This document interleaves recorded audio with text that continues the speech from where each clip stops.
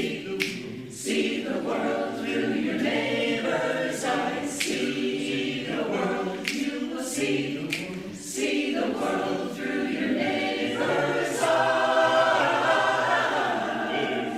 So many things you'll come to realize.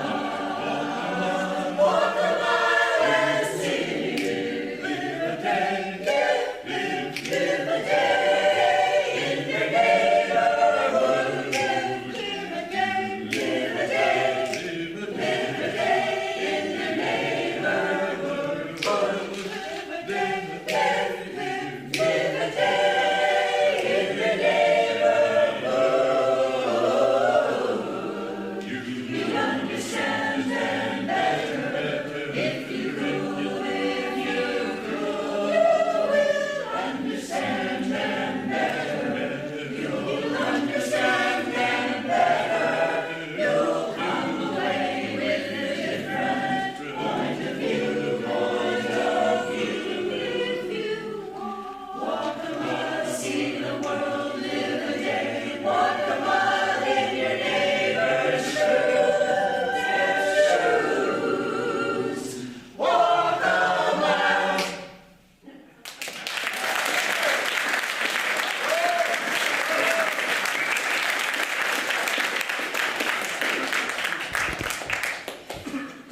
Good morning and welcome. Welcome to First Unitarian Church on this chilly Sunday morning. It feels great, doesn't it?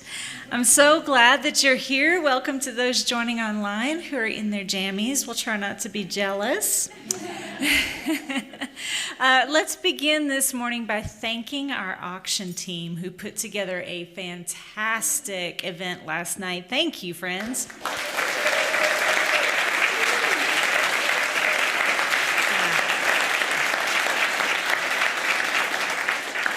So good, so good. And if you've ever been on the auction team, you know how much hard work it is.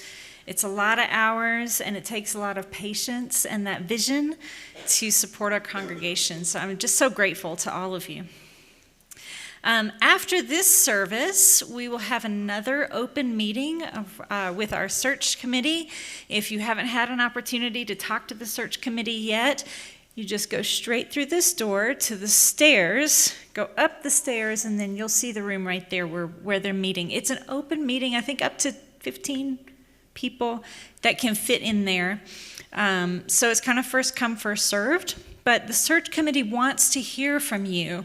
What is your vision for our church going forward, and what kind of a minister can get us there? So please stay for that. We'd Mom. Also, oh yes. Oh, what? sorry. Sorry. Quick change of plans. Oh. No. Also, this because there's another cottage meeting that's happening between now and next Sunday. Oh. And that's online. It's Friday night, I think. Okay. And it's hosted by Christine Ashworth and Shirley Ray. Okay. For people who are just interested in having a conversation about the spiritual life. Okay. So that's on the schedule. It's just you won't get an announcement next Sunday. Okay. Because it will be over. Friday night. Friday soon. night, yeah. And who can they reach out to? Probably just reach out to Stephanie and Okay. she can connect you. Okay, great. Thank you. Tonight at 7 o'clock, I'd love to invite you to come back. We're having a screening this evening of the movie called The Janes. It's a Sundance feature, and it's about a group of folks in the 70s who had a very unique approach to getting women abortion care. Then following the movie, there's going to be a discussion with me and Karen Baumgardner, who I saw. Yeah, there you are.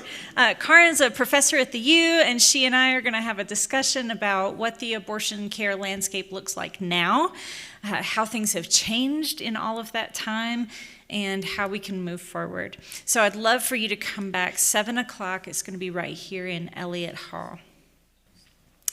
Next Sunday, y'all know it's spooky season. And we love spooky season here at our church. We will have our kids' trunk or treat event. It's going to be in the back parking lot here. If you are the person who loves to decorate your porch and sit out there with the bowl of candy, this is your moment, right? Bring your car, decorate it, let the kids come around and show you their cute costumes. But if you're not participating, we'd ask you to move your car as soon as possible after service. Those who get stuck in here have to wear a costume. That's my rule.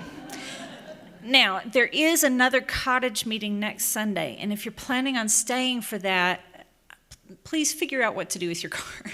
I'm sorry, it's a weird situation. But you might want to just plan to park on the street or over here, get here a little early. Our last announcement is that on November 13th, both services, we will have our first new member ceremony of the year. We've had a lot of folks who either have signed the book since our last one or who are interested in signing the book. If that's you, we would love to honor you in worship. Please send me an email.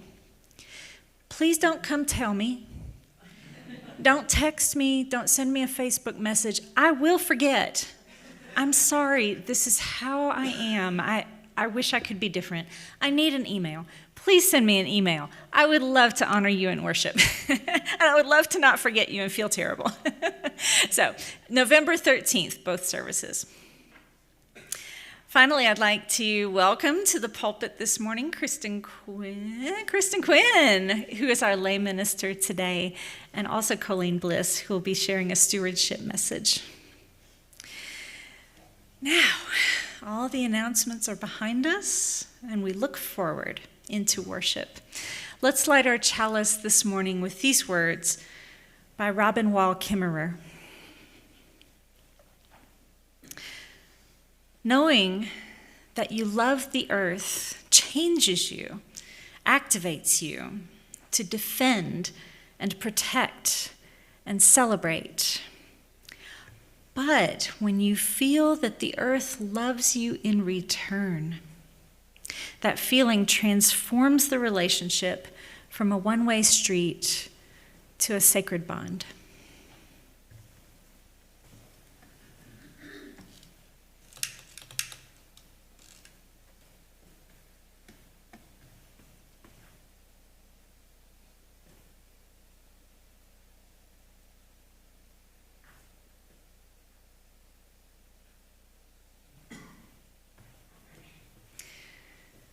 May I invite you now to rise in body or in spirit as we sing together from the Teal hymnal, number 1052.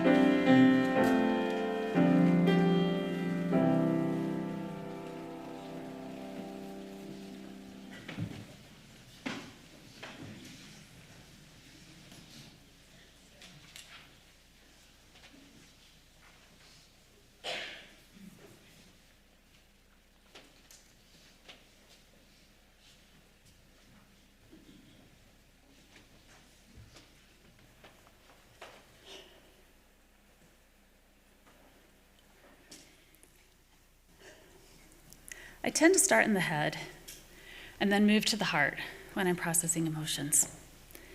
It won't surprise those that know me, but I spend a lot of time in my head before really stepping into my heart. I'm aware that staying in my head is a protective measure, a type of self-preservation, if you will. I'm not sure why I protect my heart, but I've come to understand this is who I am. I've recently considered that spending time in my lungs might be the step after my heart. Using my breath to find peace with all my head and heart have experienced. It's as if I need to learn the language of the emotion I'm working on before I can process it, before I can breathe through it. Emotions, especially complicated ones like grief, seem to have a language all their own. I'm learning to listen to all this language has to say. Ceremony and tradition can be a vessel for the language of grief, ushering this unique emotion into the cracks, crevices, and depths of hearts and minds before our breath carries it throughout and then out of us. This language was recently on full display for me at the Firefighter Memorial the weekend of September 17th. Every year, the International Association of Firefighters comes together to honor members from the US and Canada who died in the line of duty. This year had the added layer of catching up following a 2-year hiatus due to COVID. They read the names from 2018 to 2020. There were 469 names read. 469 women and men who died working to help others. This number hit an even deeper space when the chaplain presiding over the opening prayer reminded us that these were people who died doing their jobs. They did not get to say, "No, I won't risk my life for that person because I don't agree with their way of life, their choices, their religion, their circumstances, the color of their skin, or their immigration status." These people simply did their jobs, knowing they could come into harm's way. He talked about how our nation could learn from this noble profession. My mind drifted to the recent news story about pharmacists suing to not have to dispense medications they deemed against their religion. I thought, what would our country and our communities look like if firefighters sought to avoid responsibility of responding to those they disagreed with? Who would care for the most vulnerable of us? I realized the language of grief can be political at times. This memorial service is full of reverence and tradition. It is solemn and serious. Nothing like 1,000 pipes and drums escorted by an international honor guard playing Amazing Grace in unison. The beating of the drums was deep, reverberating through all present. I felt that in my heart. It seemed to set the rhythm for every heartbeat. The idea that we beat as one when grieving struck me as sacred. That maybe when we feel the most alone, our heartbeat can help us find the support we need. Members of each pipes and drums group wears specific plaids or tartans. Each plaid has meaning in the colors and design. Each plaid provides identity, history, and creates a tribal atmosphere. Many tribes coming together to support strangers as well as their own. Some members wore actual hides, bear, mountain lion, even an alligator. This is a 1,500-year-old tradition. The history of this tradition only deepened its reach into that primal experience that is grief. All of this kept me in my heart. It's difficult to stay in your head when your heart is beating collectively with thousands of others to a tempo set by hundreds of giant drums. When each person's name was read, the family stood to receive a flag stored in a handmade wooden box. As the list was read, there were times when the MC's voice would crack. During those times, I was forced to visit my lungs, to breathe, to put some strength into the wind for the MC to continue the difficult task of reading those names, to use my breath to connect with my emotions and calm my mind, slow my thoughts so they become clearer. The ceremony was forcing me to get out of my head. But grieving is not just about tidy traditions and ceremonies. It can be loud, messy, entitled, and surprising. In the evening following this very solemn ceremony, all of Main Street in Colorado Springs is closed down to cars. There are hundreds of bagpipers in the street, playing music. Sometimes the songs and tunes meshed, and other times one group had to adapt to another. It was raucous. It was unorganized. It had purpose. There was so much release. That is not always easy. Release is not tidy and uniform. I'm not going to lie. The pipes major and the drum major of two different groups got in a fight. There was yelling and words flung about without thought. Maybe some of you have memories of discord at family funerals. It is safe to say that we don't always bring our adult selves to grief. It awakens the hurt, scared, and lonely child in all of us. Sometimes these disagreements become the stuff of family lore, stories told over and over until the absurdity drifts to humor. Sometimes the hurt stays with us and keeps us from relationships that had been important. These two reconciled for all to see. That was beautiful. To see this level of emotion on display can be frightening. To see these individuals find common ground was hopeful. There are common threads in these two different ways of commemorating loss. From ceremonial, organized, traditional, to the unmasked and untamed, there was community. Large or small, reverent or loud, community was a part of it all. Differences were set aside. Quiet glances toward someone visibly hurting were as good as words. It didn't matter where anyone was from or what they believed. Which brings me back to the idea that we should all live our lives as though we are part of the most noble of professions.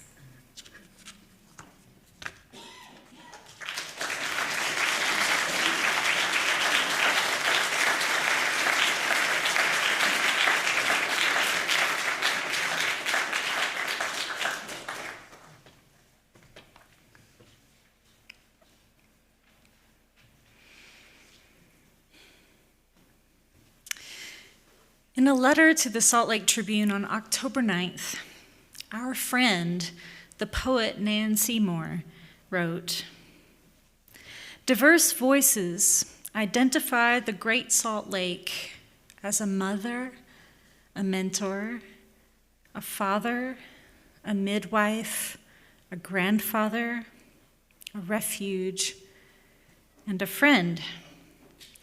One witness calls the lake a great heart. Who is the lake to you?" Some of you got a chance to meet Nan last year when our church and two other churches went to the lake to witness, to see for ourselves how low she has gotten, how dry,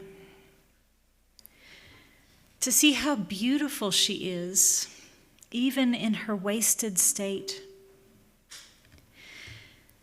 Some of us took the opportunity to walk down by the lake shore in silence and just listen to her with our ears, but with our whole bodies too. How do you listen to a place with your whole body? Who is the lake to you? Nan, our friend, held a vigil during the 45 days of last year's Utah legislative session and intends to do so again. She says, when the life of someone you love is at stake, you stay with them. Others came to the lake shore during Nan's vigil to stay with her, Nan, to stay with her, the lake, to stay and witness. Nan says, after walking to the water, one vigil keeper said, "I now know the lake to be a sentient being." This knowledge is readily available. Go to the lake or imagine yourself at the shoreline. Pause at the water's edge long enough to listen. Consider her vast and vibrant life. You too will be able to sense the dynamic intelligence of a life born before recorded time. How can a place be sentient, or a body of water? A body of water. The only way to answer such a question is to listen to her body with your whole body, to send forth a listening spirit from your whole self, to listen not just to sounds, but to the spirit of the place. I invite you to do it now, if you're able. To stand on the shore in your mind. Feel the waves lap at your bare toes. Settle into the feeling of having been here before. In person, in dreams. Let the lake rise up before you as a being, a sentient being. I invite you to say something to the lake. Maybe something kind, reassuring, or a word of sympathy, something to keep her going.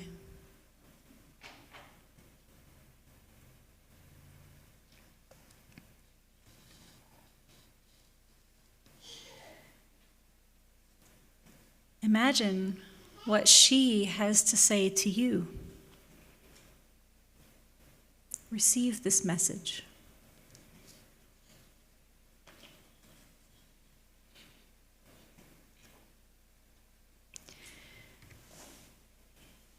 If all this feels a little woo to you, talking to a lake, let yourself be curious about that.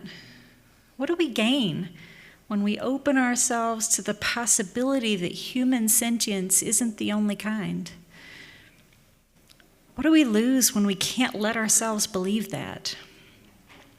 Is it this that allows us to ignore or disdain, or to take and use and exploit? What might be possible if we could imagine the whole earth as a single living organism and ourselves as part of it? What if we could love the lake and feel her loving us back? I'm so grateful for this perspective that poets like Nan give us, the reminder to listen to our place, the place that sustains us, to learn to listen in a whole-bodied, wholehearted way. I invite you, as you go through this week, to listen to what's around you, the trees in your neighborhood, the wind in those trees, the clouds floating by on that wind, the moon in the clouds. Listen and see what the world is telling you.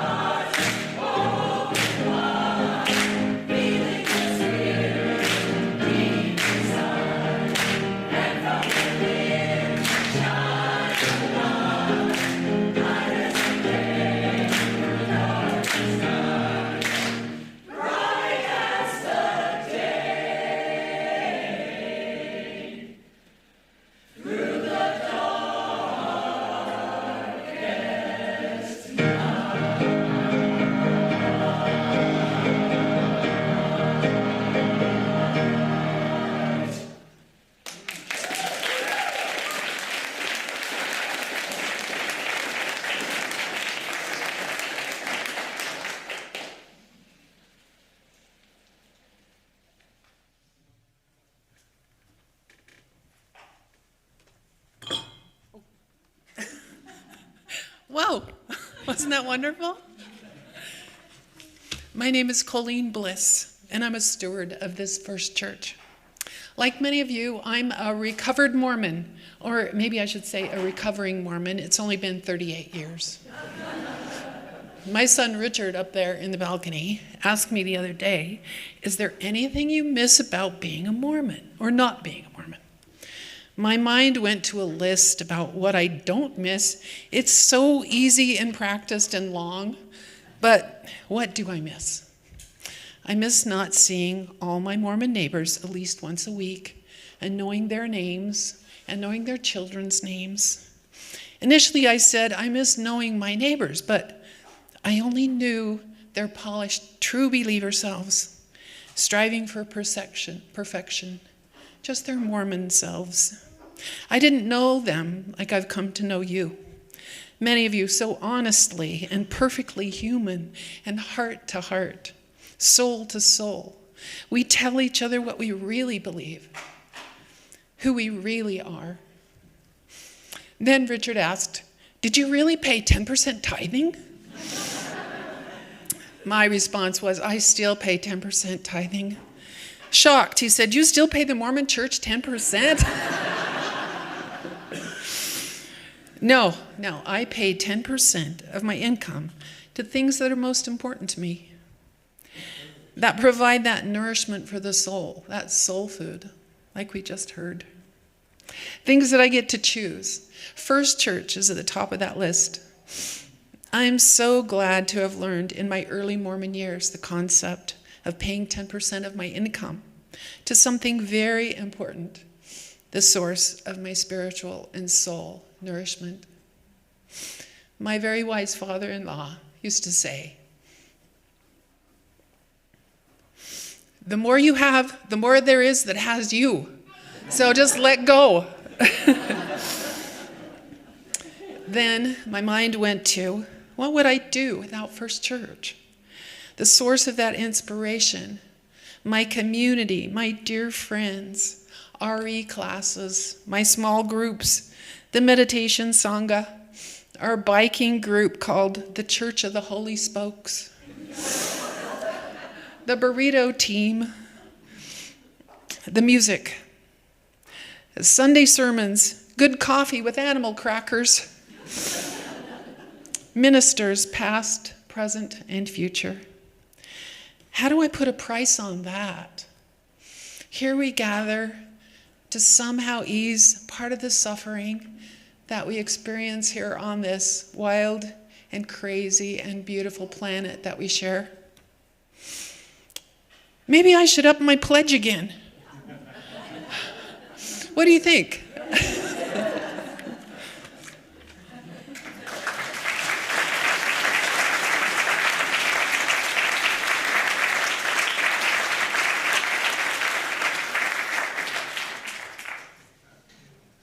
The ushers will now come forward to collect the offertory. You can either put money in the plates that are coming by, but if you prefer to do it online, on the back of the Doxology card, you'll see a QR code bringing you to our giving page on Breeze. Thank you so much. The offertory will now be gratefully accepted.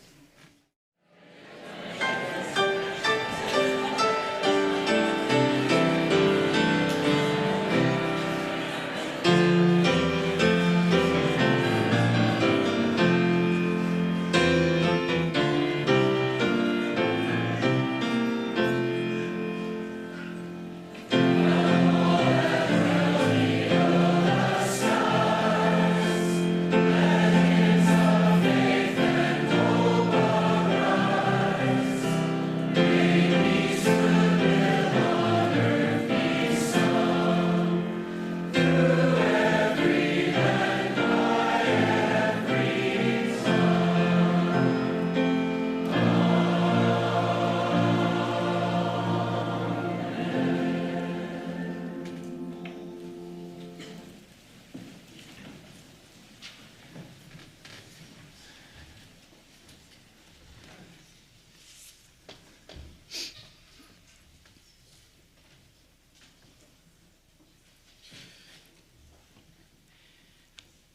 In his foreword to Thomas Merton's When the Trees Say Nothing, Thomas Berry writes, "There is a certain futility in the efforts being made.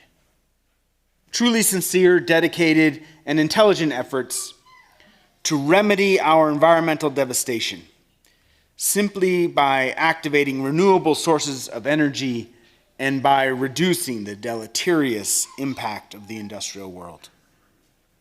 The difficulty is that the natural world is seen primarily for human use, not as a mode of sacred presence, primarily to be communed with in wonder, beauty, and intimacy. In our present attitude, the natural world remains a commodity to be bought and sold, not a sacred reality to be venerated. A deep psychic shift is needed to withdraw us from the fascination of the industrial world and the deceptive gifts that it gives us. Eventually, only our sense of the sacred will save us." What I find so insightful about this passage is the mild reminder, maybe it's not even really that mild, the reminder that so much of our environmental work, as sincere and as dedicated as it is, continues to exist within a framework that sees the earth as an object, that sees the rivers, the forests, the fields, and the oceans, the Great Lake, as objects that we must save, rather than sacred equals for us to commune with. And I can certainly understand some of why we think this way. Human beings are self-reflective in a way that oceans are not. It's likely that other animals are not. And we understand concepts such as ancestry, not just that we have parents, but that we exist with an extended lineage, that we have history. We understand that actions in Hong Kong and Israel and Ukraine impact our daily lives here. This is a very unique sense of understanding, and it creates a sense of separation as well. We feel set apart from the rest of creation, and in a way we are. But this sense of separation, of being set apart, consciously and unconsciously, is interpreted as being set above.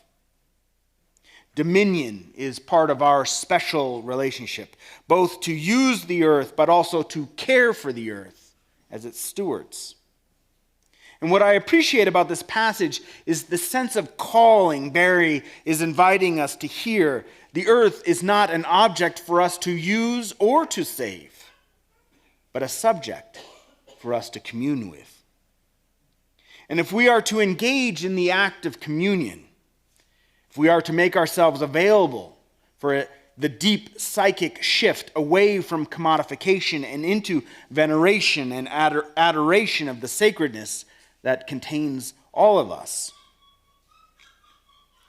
for those of us who are concerned about the changing climate, the environmental destruction and exploitation, the stress of the planet, the solution is not simply advocacy, which still exists within the mental framework of dominion, but a process of re-sacralizing our relationship with the earth. The earth does not need to be re-sacralized. It is our relationship that needs to be re-sacralized, our relationship that needs to recover the sense of the sacred. The path of overcoming our estrangement from creation is not an intellectual path. We cannot think our way into healing, which is difficult for a modern people accustomed to solving problems and who live with a deeply ingrained sense of superiority when it comes to the planet. Many of us would not even know how to begin to cultivate a sense of relationship based on communion rather than objectification, myself included. We are so very well trained. The estrangement is very severe. So what do we do? Barry has called for a transformation of the establishments, university, government, church, and business. We must transform all four, he writes, because all four operate on the basis of disconnection between the natural and human worlds. But our role, together as members of this congregation, is not to transform all four or even the capital C church. Our work is not to save the world, but to embrace the sacred that is right in front of us. The term intercessory prayer sometimes gets a bad reputation, maybe deservedly so sometimes, because it is often interpreted as making a petition for a positive outcome on the behalf of another, praying to God to interfere with human lives because someone we know is a good person and needs help. In the abstract, it's not necessarily a bad thing, although it can intone certain manipulative perspectives. Please, God, let these people here see or experience the world that way that I want them to experience it. It would be so much better. But I think for many people it feels inauthentic, many of us anyway, it feels inauthentic because we don't believe in a God that interferes. Not in a way that chooses one over another simply because one received prayers and another didn't. But perhaps there is another way to interpret intercessory prayer that invites us into the path of resacralizing our relationship. Sister Rosemary Doherty, a Catholic nun and a Buddhist sensei, interprets intercessory prayer as making oneself available to the divine on the behalf of another. We are not determining prayer. We are inviting, through our deep listening, through our meditation, for the divine to move through us on the behalf of life. And perhaps the distinction appears small, but it's actually quite large. What we are doing is removing the framework of we know what is best, that we are actors and agents, and instead are seeking to accept that there is a wisdom that comes from the earth, from the divine, that is greater than our intellectual capacity. This is deeply humbling, but it offers the opportunity for relationship, the opportunity for mutuality. In his essay, Meadow Across the Creek, Barry writes, "We might think of a viable future for the planet less as the result of some scientific insight or as something dependent on a socio-economic arrangement than as participation in a symphony or as a renewed presence to some numinous presence manifested in the wonder world about us." This was perhaps something I vaguely experienced in that first view of the lilies blooming in the meadow across the creek. By making ourselves available to God on the behalf of another, we consciously choose not to behave as lone actors responsible for dominion over the planet, but as members of a symphony, playing according to a melody, and the conductor is not us. Barry uses this musical metaphor in other areas of his writing. In Dream of the Earth, he writes, "We are like a musician who faintly hears a melody deep within the mind, but not clearly enough to play it through. This is the inner agony we experience, especially when we consider that the music we are creating is the very reality of the universe. It would be easier for us if we would remember that the earth itself, as the primary energy, is finding its way both to interior conscious expression in the human and to outer fulfillment in the universe." Our role, therefore, might be understood as finding a way to sing harmony to this deep and sacred melody. Can we find the tune that accompanies, that allows us to be the accompanist to God and to those who are singing in harmony? Our co-creation is less a cacophony of soloists and more of a divine choir. To take the divine as our guide is to follow the melody of creation. His terms, the inner agony, is, in my opinion, wonderfully precise. Churches and temples do not appear for no reason. They exist to help give meaning and context to this inner agony that we experience as musicians who can hear the faint melody but not clearly enough to play it on our own. So we seek out companions who perhaps hear a certain passage better than we, hoping that perhaps as a community we might be able to piece the score together. Churches and temples appear because there is something whispering within us, calling us to return to our place amongst the communion of subjects. And we need help listening because the itch of the whisper that we can't quite hear becomes an agony over time. Although we don't often connect this agony with our inability to hear the whisper or the melody. Instead, the agony appears in our lives as an experience of meaninglessness, of isolation, of depression, of hopelessness, of acedia.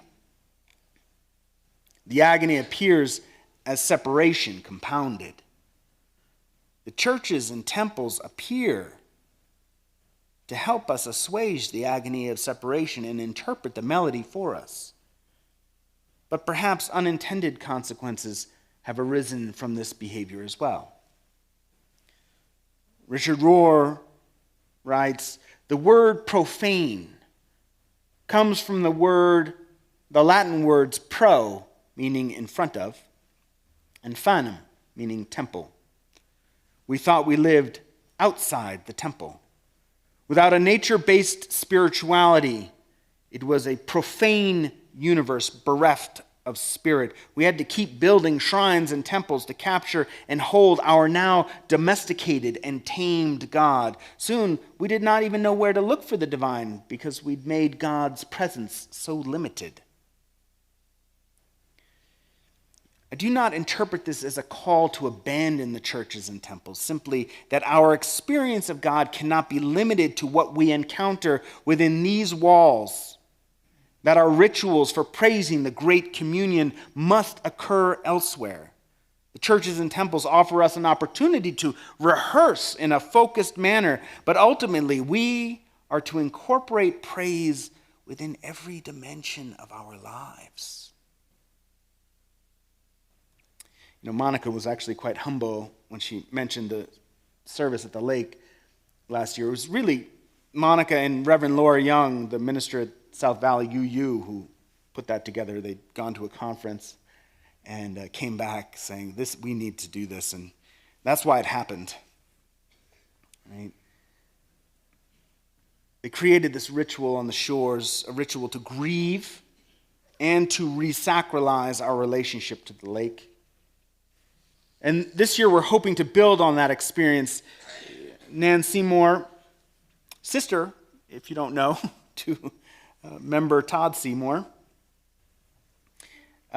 is again out there holding her vigil during the legislative session, and she hopes to draw this attention to the collapsing ecosystems that depend on the lake, including us. Right?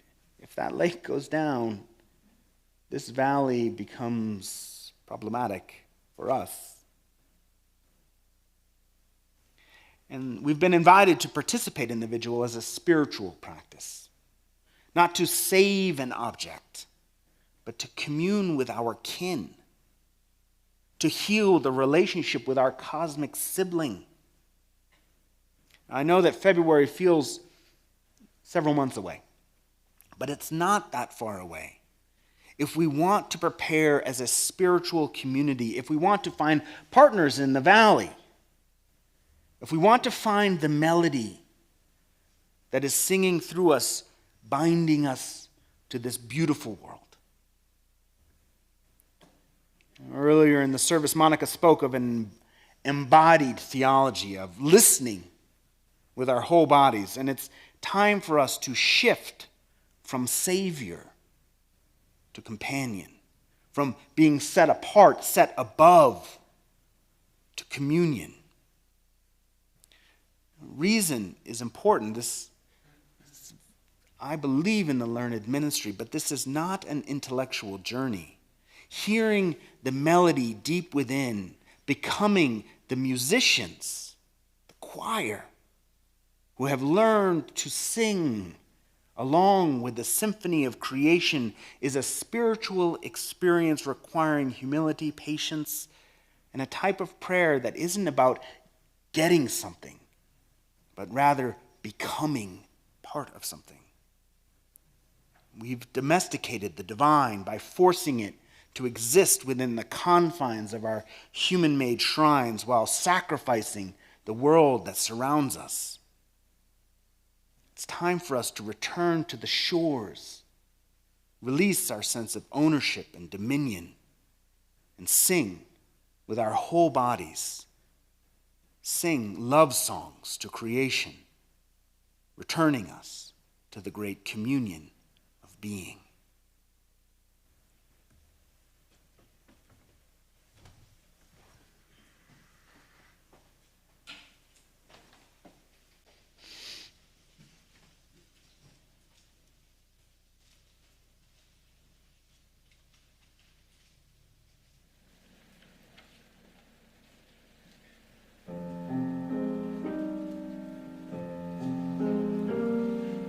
Praise the